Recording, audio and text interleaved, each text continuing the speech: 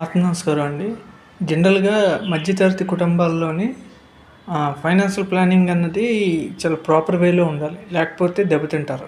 ఎందుకంటే finance position అన్నది ఒక ఇనఫ్ లెవెల్‌లో లేదు గాబట్టి, సఫిషియంట్ లెవెల్‌లో లేదు గాబట్టి మనం ఆళ్ళని మిడిల్ క్లాస్ అన్నాం. గాబట్టి వాళ్ళ ప్లానింగ్ మాత్రం చాలా పక్కాగా ఉండాలి. ఉదాహరణకి మిడిల్ క్లాస్ పీపుల్ చాలా వరకు సేవింగ్ చేస్తూ ఉంటారు. సో, అది చాలా మంచిది. కాకపోతే ఈ సేవింగ్ అన్నది ఖర్చు తర్వాత చేస్తారు.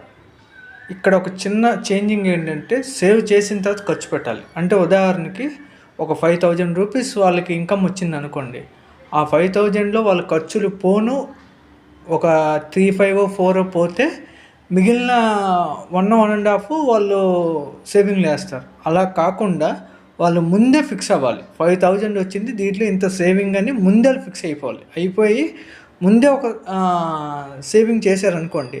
ఆ రిమైనింగ్ దాంతో వాళ్ళకి ఎక్స్‌పెండిచర్ తాలూకా ప్లానింగ్ అనేది ప్రాపర్ వేలో నడుస్తుంది. అలా కాకుండా ఈ ముందే గనక వాళ్ళు ఖర్చు పెట్టేశారనుకోండి, తర్వాత వాళ్ళు సేవింగ్ అన్న కాన్సెప్ట్‌కి వచ్చేసరికి ఆ సేవింగ్ అమౌంట్ అన్నది చాలా వరకు తగ్గిపోద్ది. ఫాలో అవ్వాల్సినటువంటి పర్టిక్యులర్ రూల్.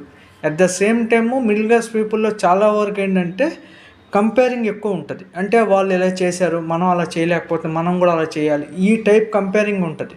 చాలామంది కౌన్సిలింగ్ ఇచ్చేవాళ్ళు కూడా చూసావా వాళ్ళ దగ్గర డబ్బు ఉంది, నీ దగ్గర లేదు, నువ్వు ఆ స్థాయికి వెళ్ళాలి చూడు. అది నీ దగ్గర డబ్బు రావాలంటే ఏది చేయాలన్నంత వరకు నువ్వు ఆలోచించాలి. అదే నీ డ్యూటీ. ఎవరి దగ్గర ఉంది లేదు అన్న కంపేరింగ్తో నీకు పని లేదు. అది ఫస్ట్ గుర్తుపెట్టుకోవాల్సిన బేసిక్ కామన్ సెన్స్. ఎవరి దగ్గర ఉన్నవాడు అది ఏదో చేస్తాడు, అది మనకు అనవసరం విషయం.